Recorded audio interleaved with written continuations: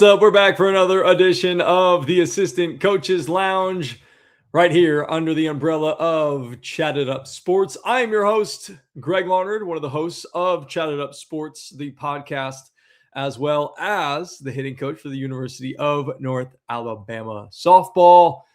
And tonight we are going to be talking to a man who is in his second season as the assistant coach for the San Jose State Spartans.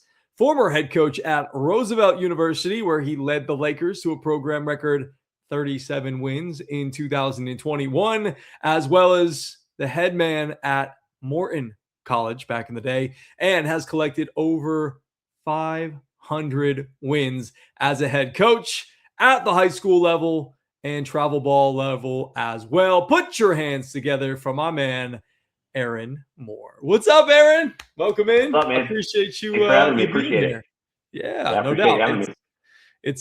I'm really glad we got a chance to talk, and I'll just mention this right off the bat because he's going to be listening to this. Shout out to Lee Dobbins as well for setting this up, connecting us, and getting us in touch together as well. We appreciate Lee for all he does for the softball world. So, Aaron, I want to start again. We're shining the spotlight on you. I want to talk a little bit about your upbringing. You grew up in the Denver, the Colorado area. Talk to me about your upbringing there and your involvement in sports from an early age. Yeah, I mean, I was, I have a twin brother, so we grew up, playing baseball on the same team together, and we always joked about how good we wanted to be, and some of us were better with details than we were playing, and it was just a lot of fun for us. I have a younger brother as well, and we played a lot of baseball. I mean, we were, those kids in the backyard and, playing football and, with the folding chair. You played football in the backyard with holes and two trees that served as linemen and linebackers.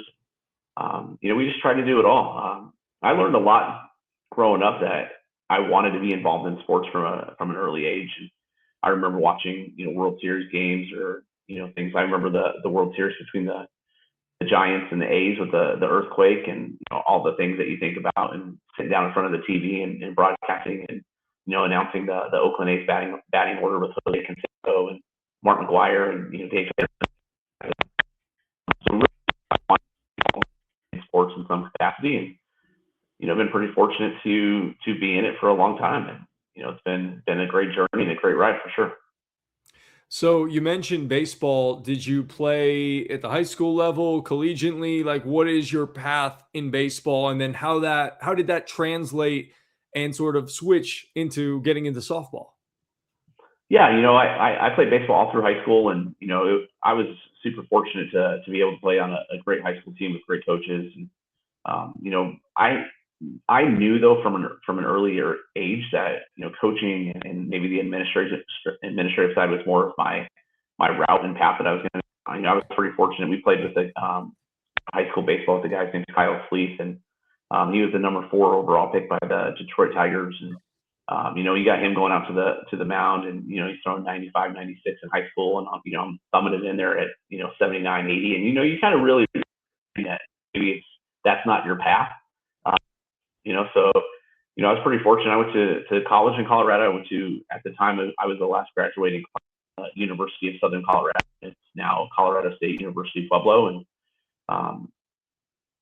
involved in the sports and info side, and jumped in from my freshman year all through college, and had the opportunity to one of my main sports was baseball. So, had the opportunity to kind of see a lot of that stuff on the, and kind of transitioned.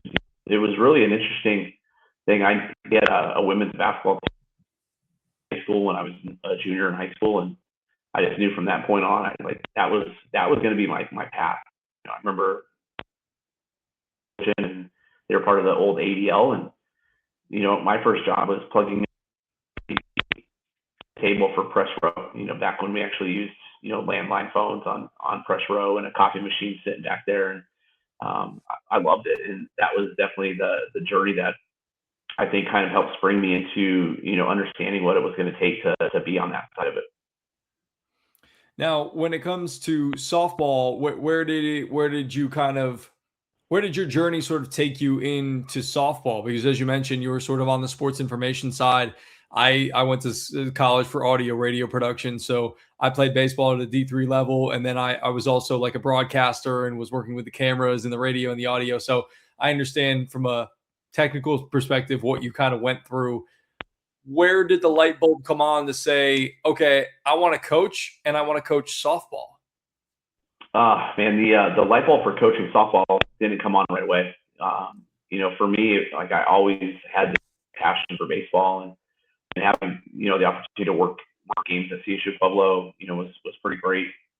I coached my first summer baseball team when I was 17. So, for me, I knew that was going to be, there was a path for me. I just take me to play.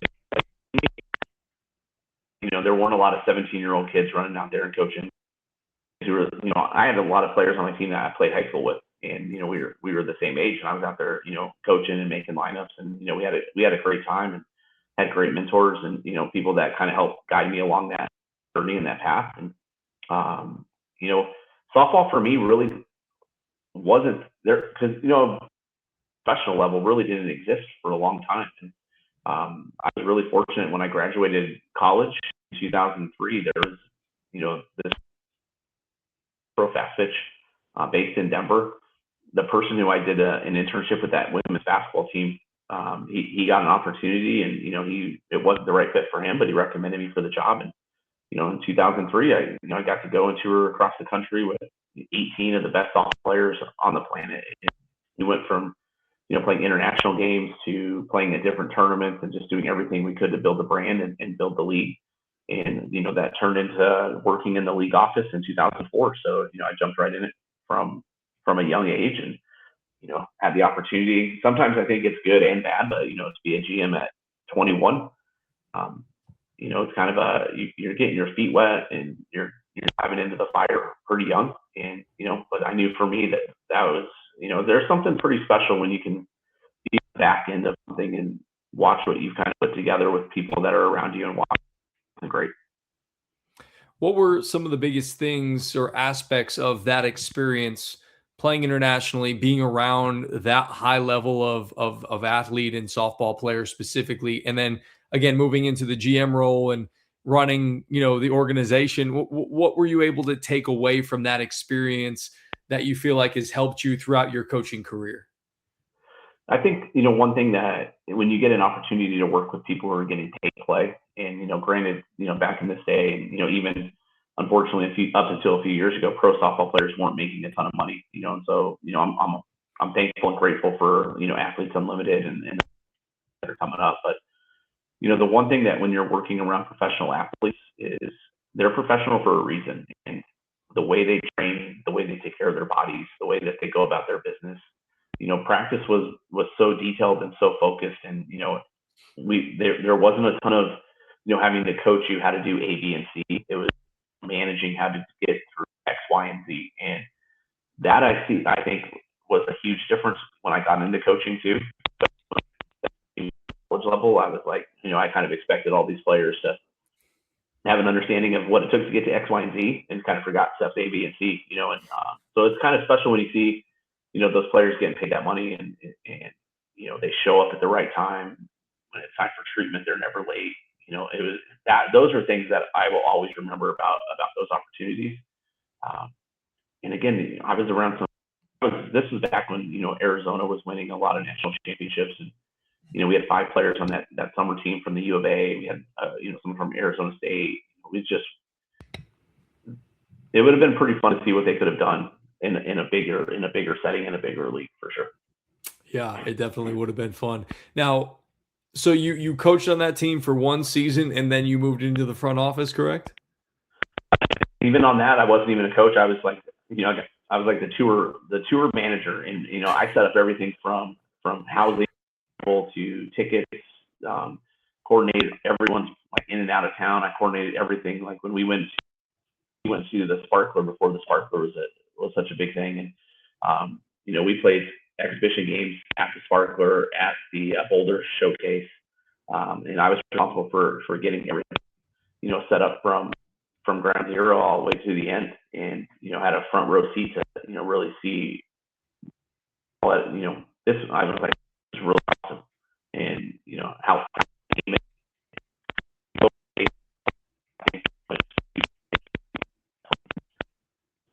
appreciate the fact that the speed of the game and just everything about it is just different, and you kind of fall in love with that part of it. Yeah, you really do. So you go from that role to general manager. How long did you do that? And then what led you to getting kind of back into coaching, I assume, at the travel ball level, the high school level?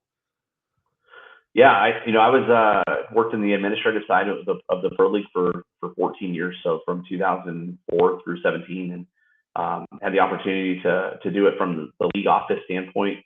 And then I transitioned into a team that an owner unfortunately got sick, and I had to go jump in and take over. And this was when I was 21, and you're like, I have no idea what I'm doing, and I had no idea what I was doing. But we had to come in and we had to trade a player the first week I was there. Kind of learned some things the hard way, and we then from there went to a team in Houston, Texas, the Texas Thunder. That an agreement was in place for me to go down there and help transition the team from Texas to Rockford. And we saw that he played one more year in Texas and 3 years in Rockford. Or unfortunately, they weren't able to continue. And then from Rockford was the GM for the Chicago Bandits from 2010 to 2017. So was able to see how social media can change some things, and what it was like. I'm fortunate to see what it's like to be able to see. And it was a tough ticket to get and a fun ticket to get. No doubt about it. So, okay, going from all of that experience in the front office and dealing with professional athletes, talk to me about going and transitioning out of that and going and coaching again and dealing with kids and travel programs in the high school program. Like, how did you get into that from where you were? So the school I coached at was like a combination high school. 2 high schools, merged all their sports teams together. Out there, like I said, milking cows and getting eggs from the chickens, and coached at a private school outside of Chicago. And you learn a lot when you're coaching private school kids.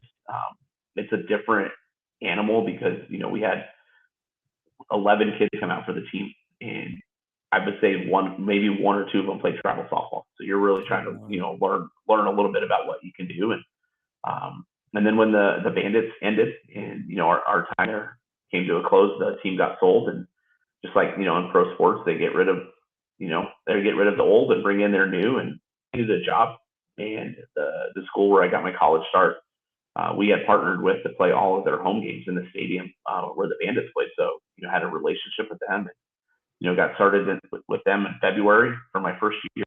Met the team at the field for the first day, and they had already been practicing. And it was kind of like I said, jumping in with 2 feet, and a lot of swimming, backwards and forwards, and plugging your nose and holding on for dear life. And that was Morton College? That was at Roosevelt University. That was at Roosevelt. Okay. So Yep. Talk to me a little bit about your time at Roosevelt, because as I mentioned, you just talked about you jumped in kind of head first. You didn't really know what you were getting into. It was like right at the beginning of the season. You have to figure it out on the fly.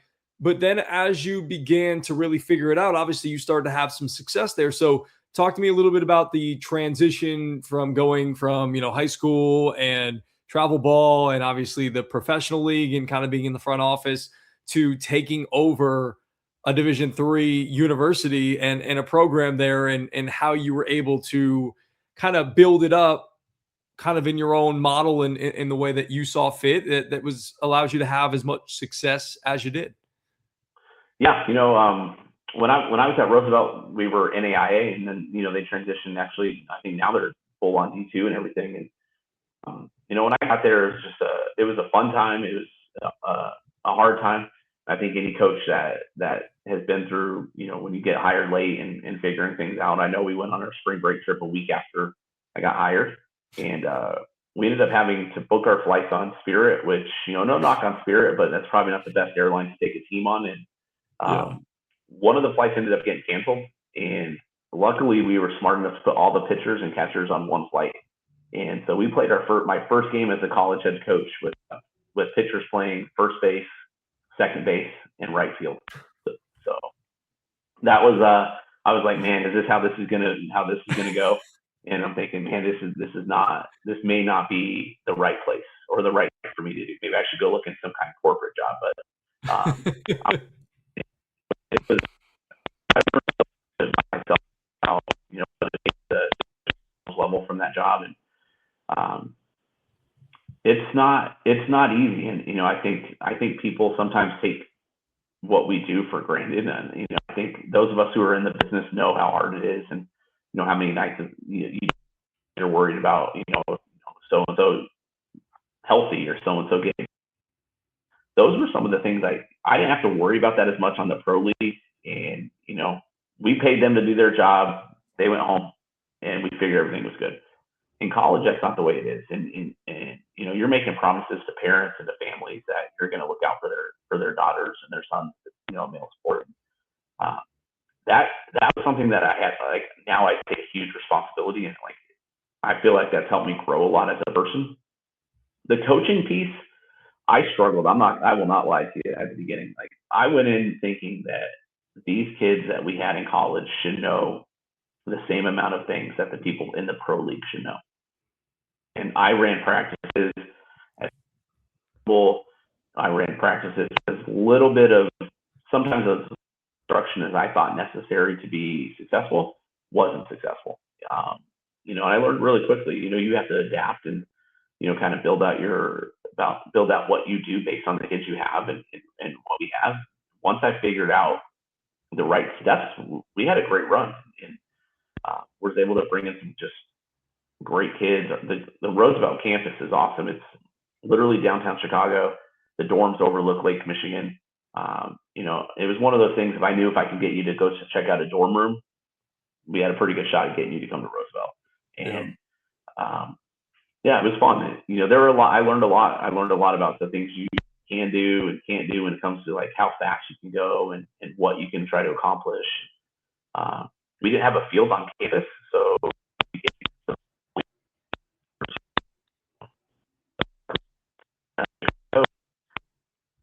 years up and so I was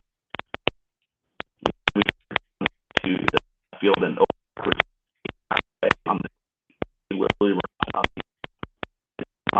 to practice with all of our gear and all that stuff. So I mean, you learn how to figure some things out. Our gym is big enough only for a regular basketball court with 2 cages inside. And, we were rolling and unrolling mats to hit, and you had to worry about basketball having practice, or we shared that same space with baseball. And you had to use softies instead of real balls, and you're trying to figure out how you can do infielders and outfielders, pitchers and catchers all at one time. And it was a challenge. I'll always remember Tuesdays and Thursdays during winter. We hopped on a bus and went to the practice in the Rosemont Dome. Left for the Dome at 4:15 a.m. because we had to be in there to start at 5:30. So now if you had asked me to do that again, I know how much sleep matters to not only these young people, and it'd be dragging, but it was a fun experience for sure. Yeah, it definitely is. As you mentioned, it is an experience. And as I mentioned, I played at a small D3 school in upstate New York, so I kind of understand the Division III struggle that it is where you're practicing. For me, it was in upstate New York, and it's obviously really cold. We were literally 45 minutes from the border of Montreal, and we had to practice in a field house, and it had that rubber floor, where the second bounce would just take off on you as an infielder. And it's tough. And if it hit 35, 40 degrees, we were going outside to the turf field of the soccer field to take ground balls and fly balls and maybe to get some live ABs, not in a gym. And you're getting live ABs off of with the backdrop. That's a white backdrop with a white ball. It's tough. You do what you got to do. We had one drop down cage in that field house. So it is a little bit rough, but let's talk a little bit about your path to San Jose State. What inspired you to transition from being a head coach at the junior college NAIA level to joining the Spartan softball program? Where did that come from? How did that come about for yourself? That's a great question. When the situation at Roosevelt ended, and I needed to jump and get something else, I was able to get the head job at Morton, which is a JUCO just right outside of Chicago, and that place has the potential and had the potential to be pretty special. Unfortunately, sometimes the people you work with make it a little bit difficult. We've all been there, and I chose sanity over getting to stay. But I really think that if I could have stayed there longer, that would have been a ton of fun. And I was able to go out and get kids from all outside of Illinois and bring them into this small little place called Cicero, Illinois. And we were having a blast. And when that ended, I sat down with my wife and said, how many more jobs am I going to apply for? And anyone who has applied for a coaching job 4 or 5 years, it's not easy, and there are a lot of jobs that open, there are a lot of jobs that get filled, but it's not easy to even get an interview. And when you do, you got to figure out if it's the right situation. I'm thankful I have the best wife on the planet, and she doesn't really like sports, so I don't even know if she'll listen to the podcast, but maybe she will. I don't know.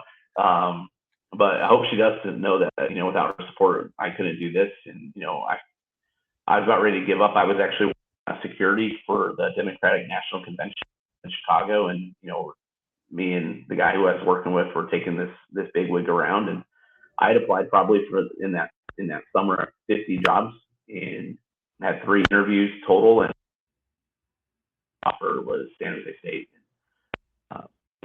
I'm incredibly thankful for the opportunity, and anyone who just knows how great of a person she is, and she cares so much our players and the people involved, and I can't say enough. My wife actually still lives in Chicago, so for me to be able to do both of these things, and she has created an avenue, an opportunity for my wife to come visit, when she wants to, and she gets space in the office. And, for me, I get to go home during the holidays and during the summer and, be there. So, it was kind of, honestly, it was either going to be, I'm finding something else to do and giving up on the coaching stuff, and then this opportunity came. I was, probably 1 month away from giving up. Wow, that is crazy. So you mentioned you were doing security. What do you think you would have leaned into had this job not come about and you got out of coaching?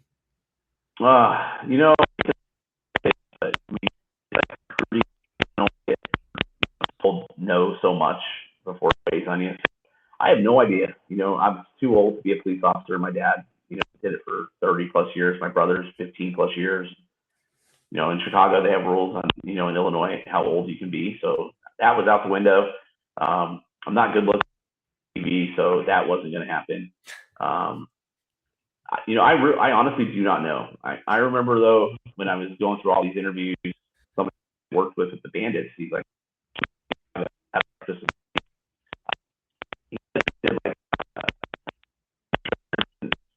that, and I'm thinking, I don't think I could do that at this point in my life right now. Like I knew I had to find something in sports, and I was willing to go all the way back to the beginning. And anyone who's worked in sports knows you start at the beginning when you're up making cold calls, selling tickets. But I was willing to do it. And the security stuff is fun, but I don't know.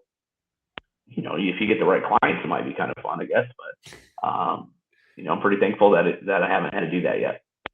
Yes, we're thankful for that as well, and I'm sure those at San Jose State. I don't know why I want to keep saying San Diego State. That's actually a job that I applied for this past cycle that I didn't really get much of an interview or anything for. But San Jose State. So what's the biggest difference in your eyes from being a head coach, going from being a head coach to now being an assistant? Obviously, there's different responsibilities. It's, obviously it's not as, you don't have as many responsibilities as an assistant as you do as a head coach. What's the dynamic shift there? And has it been an adjustment period for you to go from being a head coach to an assistant again? Yeah, so I had the opportunity when I left Morton to be an assistant at a school I actually applied for and didn't get the head job, and they called me and said, you want this small stipend to come help this new person out, and I was like, well, it's kind of weird, you guys said no to me for the job, but you want me to come help, so that didn't really make sense, but I was like, you know what, this is going to be a great opportunity, and I learned more about myself and more about what it takes to be a good assistant coach probably there, because you have to be willing to adjust and adapt to everything that's happening around you on a daily basis. There may be one day where you're working with the hitters, and one day you're working with the outfielders, and one day you're doing this and doing that. And as the head coach, you have your hands on everything if you want to. I'm fortunate now that like Coach Tammy here, I feel like she trusts the people that she has on staff to do what we need to do, to allow her to do what she needs to do as the head coach. And that was one of the biggest eye-opening things. And, when I was at Roosevelt, I had great people who worked with me, and some of them are still I would call them to this day. If something were to change, they're the best people, but they weren't able to be there all the time. I think two of them got paid the whole time I was there, and two of them volunteered the whole time I was there. Wow. And that's tough. And, so when you're at a smaller school, I had no choice but to know everything and to do everything. And now I want to be the best support system I can for not only Coach Tammy, but also for the players. And, I feel like I'm in a pretty unique situation because, when the workday's done, I'm not having to go home. My wife's not here, so I'm able to stay longer and give more. And, I'm learning a lot about that part of it, and it's been fun. And you really learn this. I think you learn at what you want to do and what you can do, and maybe some of the things that you'd be okay pawning off to a GA down the road. But it's definitely been I would say it's probably the hardest thing I've ever done in this professional environment, is transitioning from a head coach to an assistant coach. You mentioned, being an assistant coach, you learned more about yourself than you ever have. What are some of those things that you learned about yourself that you found so valuable that you've been able to take now into this job where you're at right now at San Jose State? I think, one thing I learned is that it's okay to ask others for help.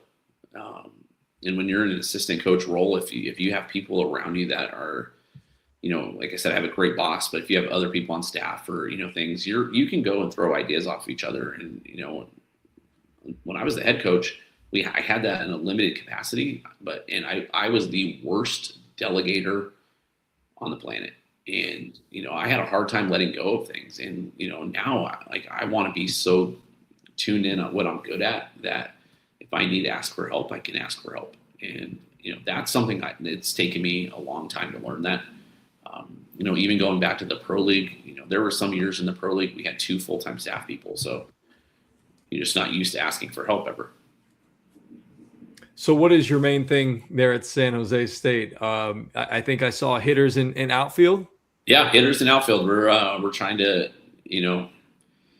it's a fun place, man. Our outfield's huge. It's 215 down the lines, 235 in the gaps. Wow.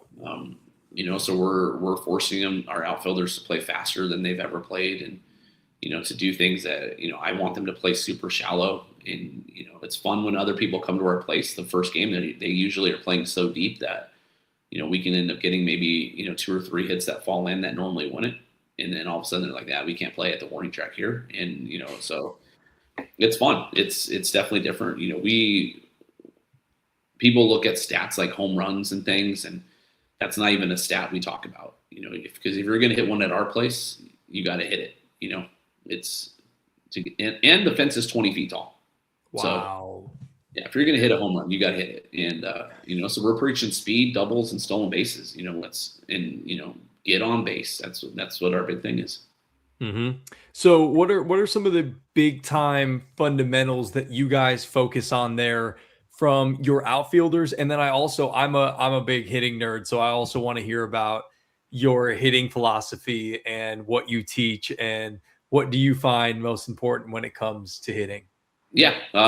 Starting with the outfielders, it's, like I said, it's the speed side. And, 5 of our 6 outfielders for us all played center field and on their travel teams and high school teams. So, it was important for us to go out and get kids who know how to go side to side and can come in and go get balls. So with that, the fun challenge is getting them to be comfortable playing on a corner and learning how to see how balls spin differently. So we spend a lot of time working on that and trying to create our angles to be better than the other people's. And, so it's really, it's like a fun challenge because the speed is there, but figuring out how to get these young women to play confidently sometimes when they're not used to playing on such a big piece of grass is a challenge. And I would say I don't know, 40% of our stuff is mental. And, I reminded them even this last weekend, I will never be mad at them if they make a mistake as long as they go as fast as they can go. And, that's what we're working on. First step, we're constantly trying to get better there. I'm pretty fortunate. One of our GAs played outfield for us last year, and, she's able to kind of relay some of that information because we have 4 freshmen right now in the outfield. So she's able to relay some of the information to them about this is why we're doing this. When you're asking an outfielder to play at 190 feet and they have 45 feet behind them, it's not comfortable. And, so I would say that some of the biggest things we do is just really focusing on our first step, our speed stuff. And I don't know what it is about outfielders. It might be just softball in general right now, but, I think they play so many games that they forget the practice part of things. And, knowing where to throw and when to throw to certain bases is something that we have a conversation about probably every day. And, I think they don't realize that 60 feet, how important that is when you get into the college level, and, trying to get better about that for sure. Absolutely. Now move over and transition to hitters. What are some of your hitting philosophies? What do you focus on the most? What are the things that your hitters there must do in your eyes to be successful? Yeah. We have, maybe two non-negotiables unless you're really good, and then we'll negotiate a little bit. But I want them all to start in the back of the box and, give them as much time and ability to see different pitches and speeds and have a spot where they're not constantly shifting forward and back depending on, if the pitcher's slow or not. I didn't think that'd be that hard of a negotiation or a sell until I got here. And, I've offered everyone, whether it's a camp or something, I was like, I'll give you, $50 if you can find an MLB player other than Ichiro that stands in the front of the box. And I've never paid up. And, there's a reason for those things. And, so getting them to do that, that's fundamental number one for us. We also talk a lot about getting our hands back and really just not to the point where you're arm barring. And I think people confuse that a little bit with, getting your hands back, but we're trying to be as fast as we can to the ball and as long through the zone as we can. And those are probably two of the biggest hitting things that we talk about on a daily basis. And my goal for them is to be able to create as much power as they can from the ground up. And, I'm not a toe tap guy. I want them to feel some sort of a load, whether it's a big one or a small one. I want their hands to get back, but I also want them to understand that the process and the preparation that we do through the whole thing is as important as the swing itself. And, we've talked a lot about knowing strike zones and knowing your strike zone and knowing your weakness versus your strength. And those are conversations I love having because some of them, I don't know if I've ever had those conversations growing up and don't really understand how pitchers are going to work you when you're 2-0 in college versus when you're 2-0 in a travel game. And, those things are some of the big things we talk about. Hitting wise, the drill stuff we do, I like to keep it pretty basic, and we do some stuff on the tee, but we're pretty fortunate to be able to get in there and get live swings in, a couple times a week. And I never knew how important that was until a couple of years ago, and I've seen a huge growth in hitters when you can actually see live arms more. So we're trying to do that, but we have 9 freshmen right now, and we have 9 freshmen, and 9 freshmen have a shot to really help us out. And so we've had to start from the beginning. And, I don't want to be a cookie cutter coach. I don't think that's always the best. I know there's people out there who do it and do it really well. But if we have players that find certain things that work and we can kind of tie in the things I want them to do, I think it's usually a pretty fun marriage for sure. That's awesome. All right, let's talk a little bit about your culture there at San Jose State University. What are 3 words you want players to use when describing the culture you try to help cultivate within your team and your program? Yeah. I mean, we want to be chaotic. And by that, we're trying to do everything we can on the bases. And, if we can get an extra 60 feet, those things, I want people to leave like, dang, they were annoying. I think gritty is another one, because our field is what it is. And I think, the culture thing that we're really trying to instill more is just the accountability and, how we can grow with each other and lean on each other and push each other. Now, I want to kind of talk a little bit about your personal situation, if you wouldn't mind, because I think it's an interesting dynamic where you're living there and your wife is still living in Chicago. How do you guys as a couple make that work?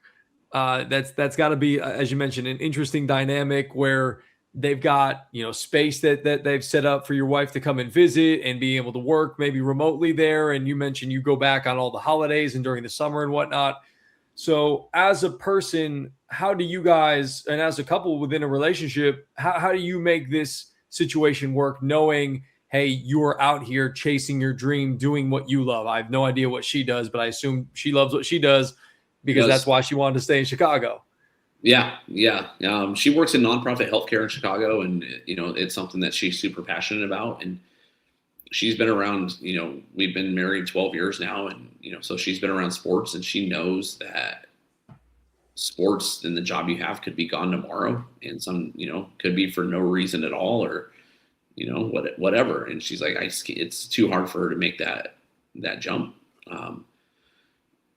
It's not easy. It's I think that's one thing that has made me want to be better at it and be better at coaching too, is if I'm going to be away from her and we're going to be apart, then I have to give everything I can to this job. And I think our players feel that and know that. And so that helps a lot.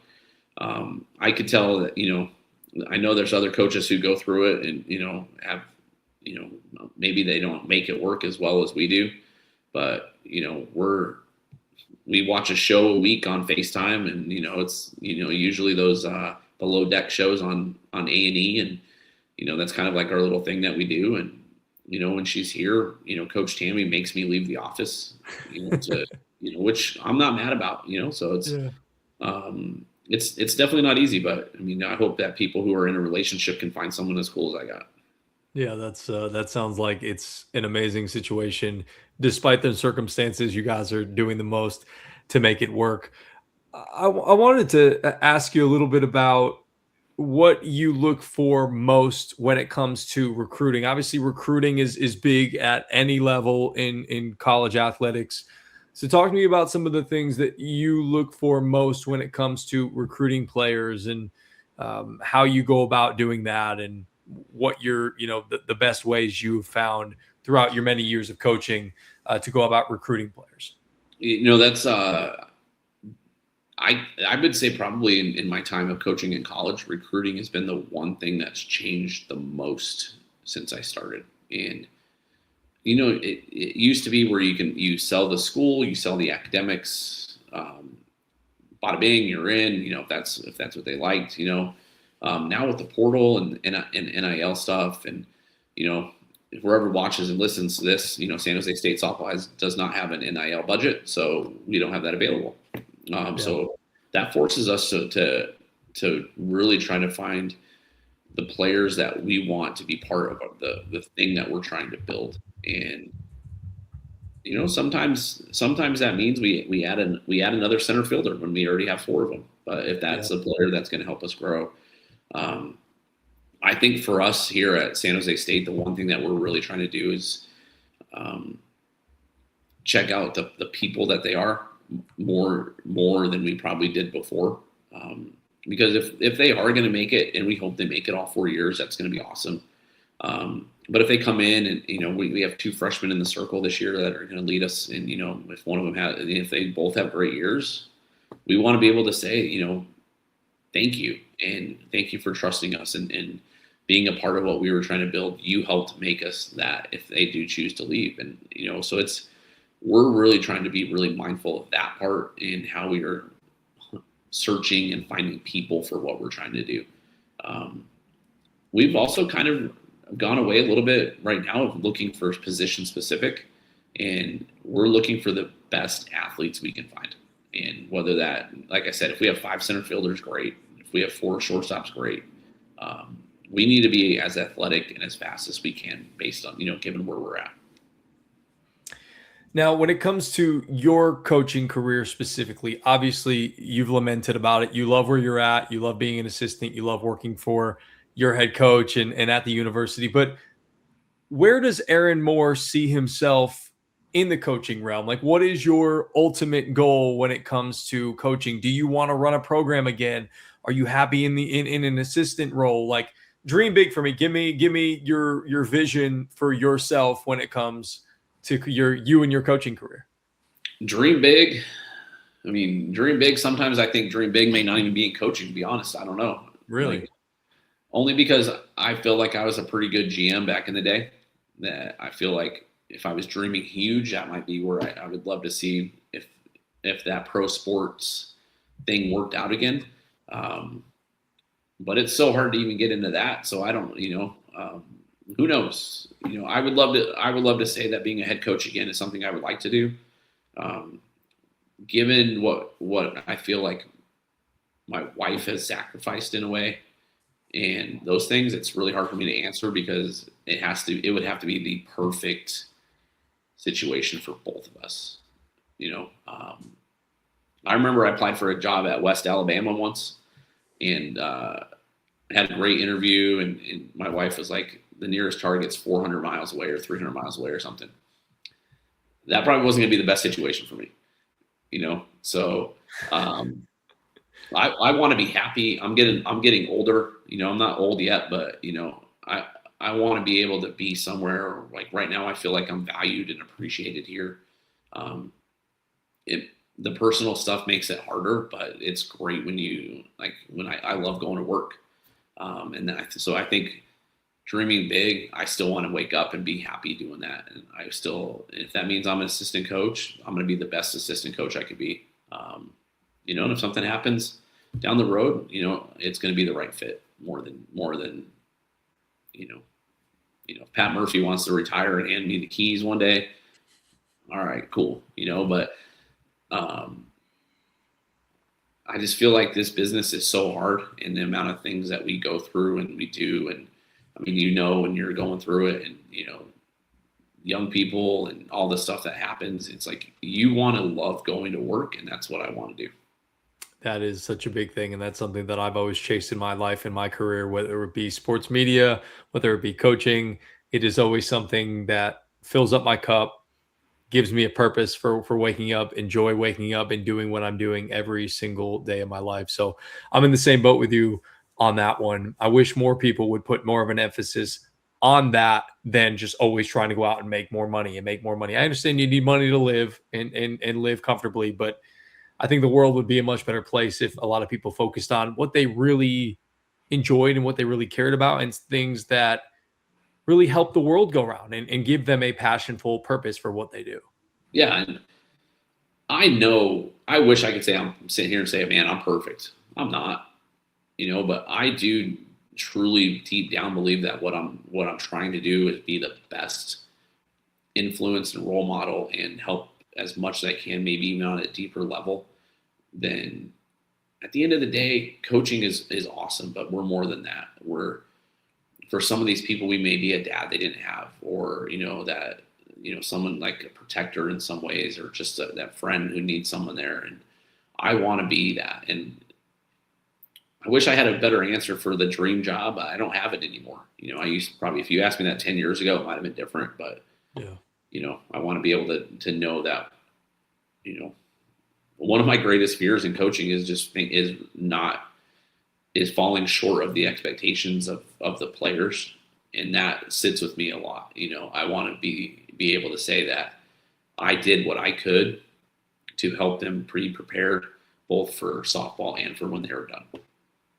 100%. That's a great sentiment. I love that. That's a core value of mine as well. And I remember a guy that I used to cover in Louisiana when I was at Sports Talk Radio there, Tony Robichaux. He was the head baseball coach for the Raging Cajuns. And he always talked about, hey, when I get to the gates of heaven, is God going to say to me, hey, look, I help these kids get better at baseball.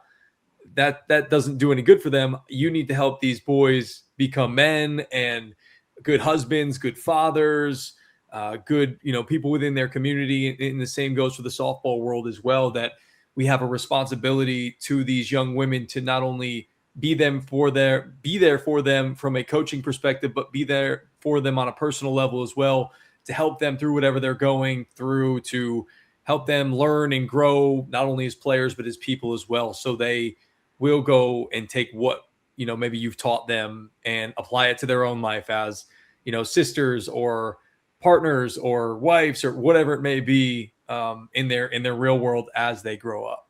Yeah. And, I've been pretty fortunate. I mean, in the pro league, we won a lot. We sold out that stadium in Rosemont a lot. And I was able to do great things at Morton. We taken what we had and got better at Roosevelt. I don't know what they've done the last few years, but I'm pretty sure we won more games than they did than any other team. And the thing that matters more to me though is when I get a wedding invite or a baby announcement from those players. That to me means I did something right. And at the end of the day, you know what? If San Jose State we go 25-25, but those women leave knowing that we cared and that we gave them everything we had and that they knew that we were there for them. I don't know what else you can ask for, man. Amen. Absolutely.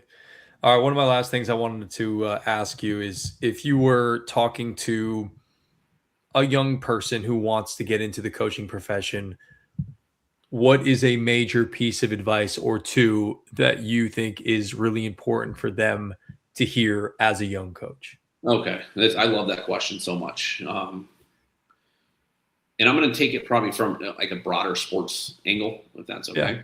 Yeah. And I can tell you that when I worked in the pro league and we would hire interns and we would hire 25 interns a year, the ones who did the least amount of successful things were those who wanted to work in sports. And so my piece of advice is if you want to work in sports, you have to be willing to get your feet and your hands dirty and be okay with doing the stuff that's not fun and being okay with not seeing the result of the game. Or, if you're coaching, sometimes you may be inside the locker room or in the clubhouse getting stuff ready and you may not know that we scored 3 runs in the bottom of the 7th. You have to be okay with that. And that's the biggest piece of advice I can give is, we would always hire a couple people and they were like, oh yeah, I want to work in pro sports one day. I'd turn around, I'd look where they're at. They're outside watching the game. They haven't got their stuff done, and then I'd look at the kid who wants to be, a doctor, but he likes sports. That kid has sold more tickets than anyone I've ever met. And I'm like, that's the people you need. And, like I said earlier, I remember my first job was plugging in phone lines for free, and you have to be willing to do it for free. And I think that's changed a lot is, everyone wants a paid internship or a paid thing or paid that. But man, if you can go and volunteer and be like, you know what, hey, it's different at the D1 level right now because of all the rules and things. But if you can find a JUCO or a NAIA level or, something where you can go and hit ground balls for free or go catch a bullpen for free, you're going to get your name out there so much. And so that'd be my biggest piece, I think. I love that. That's a great piece of advice. That's how I got started. As a volunteer assistant, not getting paid, did it for 2 seasons, and now we ended up here at North Alabama as a paid gig. So I love that piece of advice. So the last thing I want to do with you, Aaron, is I want to do a little fun kind of rapid fire questions. I'm going to ask you a quick question, give me a quick answer type of thing just to end this up. You ready? I'm ready. All right, let's do it. All right, so this first one, early work or late nights? Are you a morning person or a night owl? Ooh, late nights. Late nights, same here. I think I know the answer to this question. Small ball or long ball? Combination. Ooh, a combo. I thought you were going to go small ball based on what you told me about your dimensions and your stadium and causing chaos and being annoying. I want to hit 100 doubles this year as a team, so you got to be able to do both. True. All right, what is your favorite drill you swear by as a coach?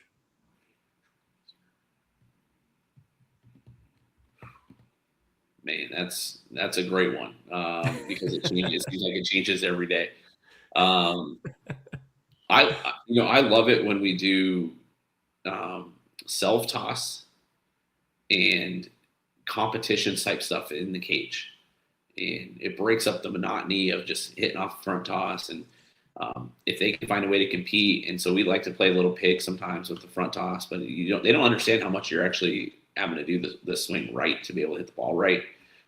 So I swear by that one. I think that's a great one.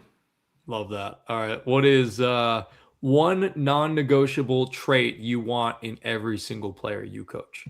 Non-negotiable? Yes. Got to be accountable. Have to be accountable always and forever. The hardest position to coach: hitter, outfielder, or leader? Hardest position to coach: hitter. Most important: leader. Hardest to recruit: catcher. Ooh, catcher. Okay. Yeah. Why catcher? I've just sometimes when you go out recruiting, you'll see kids who say they're 1-6 pop times, and you get there, they're not. Then you'll see like the size of catchers, like the ones who are at the Power 4 type schools. They're probably committed really young, and right when they can. And so when you're out there, you're looking for a catcher who can still do both. And unfortunately, travel ball coaches don't let catchers run the bases, so you don't really get a chance to see if they're athletic. Sometimes they're either great hitters and average receivers, or they're great receivers and average hitters. So I think that's the challenge. Yeah, it definitely is a challenge. It's such an important position. What is one coaching mistake you'll never make again? Oh man, I forgot to put in a sub in the bottom of the 6th inning on the squeeze bunt, and we ended up winning the game in extra innings. I'll never forget. Cassie Kaka saved me. She came up with a huge hit in the 8th inning. But as soon as that bunt happened, I looked at, because we had runners on 2nd and 3rd. They had called timeout. I put in a sub. I never thought to put her in after the timeout. Bunt happened. Everyone's all excited. I looked at the girl running at 3rd, and I said, "Oh my gosh!" And the guy we were playing was a rules junkie. I mean, I was like, there ain't no way I'm getting away with this. I didn't. I mean, even now to this day, if Coach Tammy and I are making subs, I'll make sure that one of us or both of us are standing by that umpire, making sure that'll never happen again. Yeah, that is one thing about softball and baseball that, obviously, being a baseball guy, for me, coaching, didn't really have to worry much about that. The substitution rules can be a little bit tricky, and you have to remember to do those, obviously. What is the best advice you give players that applies to real life? Failure is essential to growth. Yes. Can you expand on that a little bit? I think that too many times young people, and even me sometimes too, I want to be better at golf, and I think, man, this is frustrating. I'm getting better. Well, I'm not practicing enough, right? And so go and tweak something. And I think young people are so instant gratification in the world that we live in with, if they want Grubhub, it's there in 10 minutes.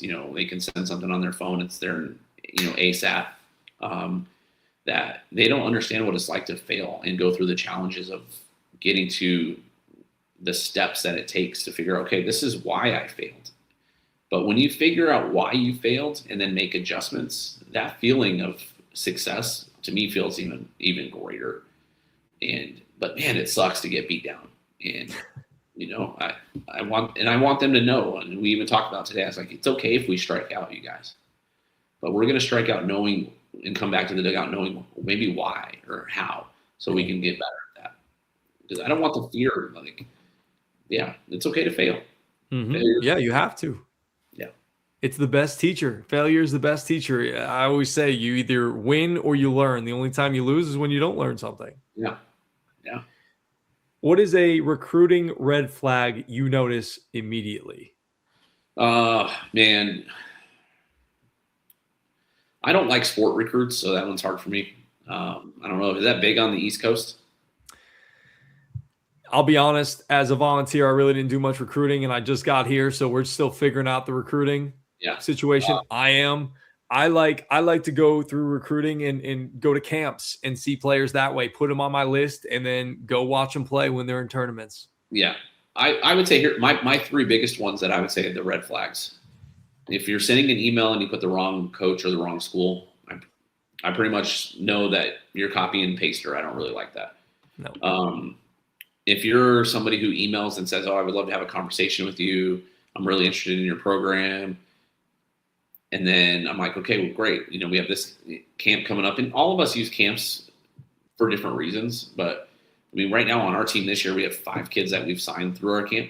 And we have 3 more coming next year from our camp. So like our camp for us is like, if we see you out and we invite you to camp, it might be worth it. But then they're like, "Oh no, I don't want to come to camp." Well, I'm probably like, that one's probably a recruiting red flag. And then data doesn't lie is my other one. And we all have stopwatches. We can all see, even on video. If you say you're 1.6 pop time and you're throwing 2.1 to second, right? If you say that you run a 2.7 to first and you're a 26 graduate, it's probably not accurate. I would say that's elite speed. You're probably going to be somewhere else. And then we take the stopwatch out, you're a 3.1, So those would be my 3 big ones. All right, my last thing for you. What is your favorite post-game victory meal? Where do you want to go? What do you want to eat? Talk to me about what you like to get into after a win. Man, I like winning so much that if we win some games in a row and we have one thing, I'm going to guarantee I'm going to have it again the next day. I guarantee. For me, I'm a meat and potatoes guy. So I'm going to go find myself a nice steak, a baked potato, little salad with ranch, sweet tea, and if I'm feeling really good, maybe a piece of pie at the end. There you go. Love to hear. What kind of pie? What's our pie of choice? Oh man, my wife, if she does listen to this, will make fun of me because she says lemon meringue is for old people. But lemon meringue is definitely my favorite. You said you are getting older, right? I'm getting older, but I'm not going to say I'm old yet. Aaron Moore, assistant coach for the San Jose State Spartans. Man, it's been a pleasure getting a chance to know you a little bit, telling your story. I know we had some audio mishaps that started at the beginning and happened a little bit as throughout the conversation. But I love that we got a chance to share your story and have you on the show. It's been a pleasure. Yeah, I appreciate it. Thank you so much. Again, if you want to follow us all over social media, hit us up at Chatted Up Sports. Again, the Assistant Coach Lounge can be found anywhere you get your podcasts under the Chatted Up Sports umbrella. Until next time, peace and love.